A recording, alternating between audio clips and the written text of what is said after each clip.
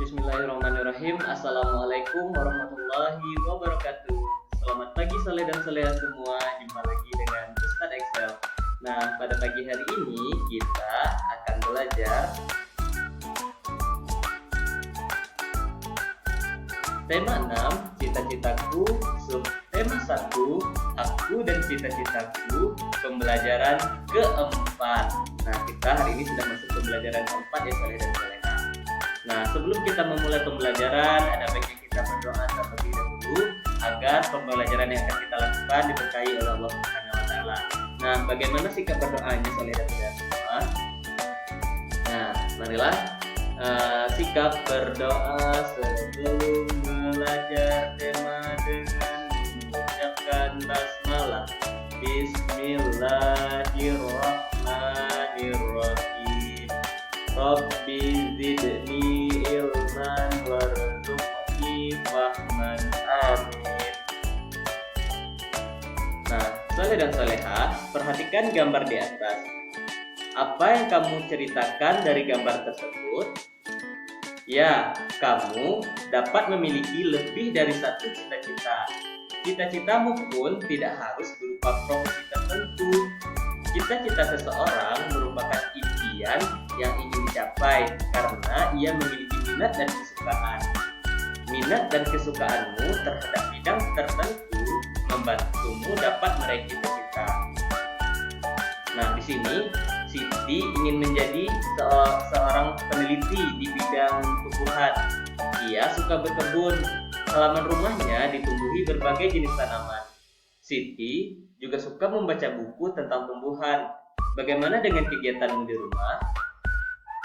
Nah, di sini Saleh dan Soleha semua Ustaz tugaskan membuat tentang apakah cita-citamu atau impianmu. Nah, kegiatan apa sajakah yang kamu sukai yang dilakukan di rumah? Nah, apa aja kegiatan yang kamu sukai selama di sekolah? Kegiatan apakah yang menurutmu paling sulit dilakukan? Dan jelaskan apa yang dapat membantumu untuk menggapai cita-citamu. Nah, selain itu, Saleh dan Soleha Ustaz tugaskan untuk mencari tahu mengenai kegiatan-kegiatan yang disukai oleh teman-temanmu dan sulit dilakukan oleh teman-temanmu. Nah, di sini Ustaz telah membagikan Soleh-Soleha semua ke dalam beberapa kelompok. Nah, dengarkan baik-baik ya. Untuk kelompok pertama yaitu Zahid dan Adian. Kelompok kedua Ardan dan Rizky. Kelompok ketiga yaitu Fatih dan Yasser. Kelompok keempat Haji dan Farkan. Kelompok kelima yaitu Afif dan Arkan. Nah, kelompok 6 yaitu Balkis dan Ica. Kelompok 7 Ratu dan Sasi. Kelompok 8 Vira, Latifah dan Rihana Saza atau Nana. Nah, di sini Saleh dan Soleha seperti tadi yang saya sampaikan, antum harus mencari kegiatan yang disukai dan sulit dilakukan oleh teman-temanmu. Nah, nanti lakukan tanya jawab dengan teman-teman Saleh dan Soleha antar kelompoknya ya. Nah, siapa teman kelompoknya? Lakukan tanya jawab, bisa melalui via telepon, bisa melalui video call dan lain sebagainya. Nah, sebelum melakukan tanya jawab, buatlah pertanyaan-pertanyaan untuk membantumu menemukan informasi yang diperlukan. Di sini Ustadz telah memiliki contoh pertanyaannya. Nanti Soleha bisa cari pertanyaan yang lain. Contohnya seperti ini. Apakah kegiatan yang kamu sukai? Nah, mengapa kamu menyukai kegiatan itu? Nah, apakah kegiatan itu penting? Kegiatan penting yang sulit kamu lakukan? Nah, mengapa kegiatan itu sulit bagimu? Selanjutnya, pekerjaan apakah yang kamu cita-citakan? Dan lain-lain. Nah, di sini Soleha bisa berkreasi sendiri membuat pertanyaan-pertanyaan untuk mendapatkan informasi tentang anggota kelompoknya ya.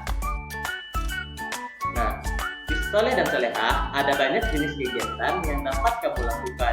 Semuanya memiliki manfaat untuk mencapai cita-citamu. Oleh karenanya, kamu harus terus berusaha mengatasi kesulitan-kesulitan dalam melakukan kegiatan yang bermanfaat tersebut. Ada banyak jenis kegiatan yang dapat kamu lakukan. Nah, tahukah Saleh dan Soleha semua, ada banyak kisah tentang orang yang meraih mimpi besarnya dengan menghadapi kegagalan terlebih dahulu. Nah, Nah, di sini ada kisah sukses mengatasi kegagalan. Di sini ada cerita tentang Michael Jordan, seorang pemain basket dunia, dan Thomas Alva Edison, seorang penemu lampu listrik. Nah, di sini nanti Soleh dan Solehah baca lagi ya di buku tulisnya tentang teks kisah sukses mengatasi kegagalan ini. Nanti Soleh dan Solehah semua akan menemukan bahwa untuk menjadi sukses, seseorang tidak langsung sukses, namun menemukan beberapa kegagalan terlebih dahulu. Nah, bagaimana seorang tersebut menghadapi kegagalan tersebut hingga seseorang tersebut menemukan apa yang disebut sukses itu. Nah, terkadang saya malu jika berbicara di depan banyak orang. Nah, bagaimana saya bisa menjadi seorang guru yang baik? Nah, semua perlu dilatih, Din. Aku pun demikian. Aku harus berlatih agar bisa menjadi olahragawan yang hebat. Meskipun badanku kecil, nyaliku tidak kecil, Din. Yuk kita saling memberi semangat untuk mencapai cita-cita. Benny yang berbadan kecil sangatlah gesit dan tangkas. Dayu yang gemulai pandai menari. Lihatlah Siti yang lincah, sungguh sigap gerakannya. Nah, Lani yang senang berolahraga pun sangat bugar. Kenampakan luar dari mereka sangatlah beragam, namun semuanya memberikan manfaat. Soleh dan Solehah, perhatikan gambar berikut. Nah, negara Indonesia yang terletak di titik persilangan antara berbagai bangsa menyebabkan beragamnya ras yang ada di Indonesia. Ras berkaitan dengan ciri-ciri fisik atau ciri tubuh manusia. Setiap suku di Indonesia memiliki ciri fisik yang berbeda-beda. Masyarakat yang tinggal di Papua dan Pulau Adu merupakan satu kelompok ras yang berbeda dengan kelompok lainnya. Kelompok masyarakat Takai dari Riau, kelompok suku Kubu dari Sumatera Selatan, suku Tomuna dari Pulau Muna, masyarakat Enggano di Bengkulu, dan masyarakat Mentawai memiliki kemiripan satu dengan yang lainnya. Masyarakat Batak, Toraja, dan Dayak yang ada juga dalam kelompok ras tersendiri. Demikian dengan masyarakat Madura, Jawa, dan Bali juga memiliki ciri fisik yang hampir serupa. Nah, Soleh dan Solehah, perbedaan ciri fisik antar ras dan suku bangsa memperkaya keberagaman masyarakat Indonesia. Keragaman yang ada menguatkan satu dengan yang lainnya sebagai bangsa Indonesia. Nah, keunikan tersebut disampaikan pada sebuah puisi. Nah, di sini ada puisi tentang tanah airku, tanah yang beragam, karya D. Karitas. Nanti Soleh dan Solehah bisa baca puisi ini di buku temanya masing-masing ya. Nah, keberagaman Indonesia tidak melulu tentang budaya dan tradisinya. Adanya keragaman alam juga mengakibatkan beragamnya sumber daya alam yang ada. Salah satunya sumber daya alam yang tidak terbarukan adalah sumber daya alam seperti pertambangan. Bahan yang ditambang adalah berbagai jenis mineral dan logam seperti emas, timah, nikel, batu bara, dan bauksit. Nah, alhamdulillahirobbilalamin, Soleh dan Solehah semua, sampai di sini pembelajaran kita pada pagi hari ini. Ustaz harap semoga semua bisa menerima pembelajaran yang telah kita lakukan. Sebelum Ustaz mengakhiri pembelajaran, marilah kita bersama-sama membacakan kafaratul majelis. Subhanakallahumma wa bihamdika asyhadu an la ilaha illa anta astaghfiruka wa atubu ilaik. Assalamualaikum warahmatullahi wabarakatuh.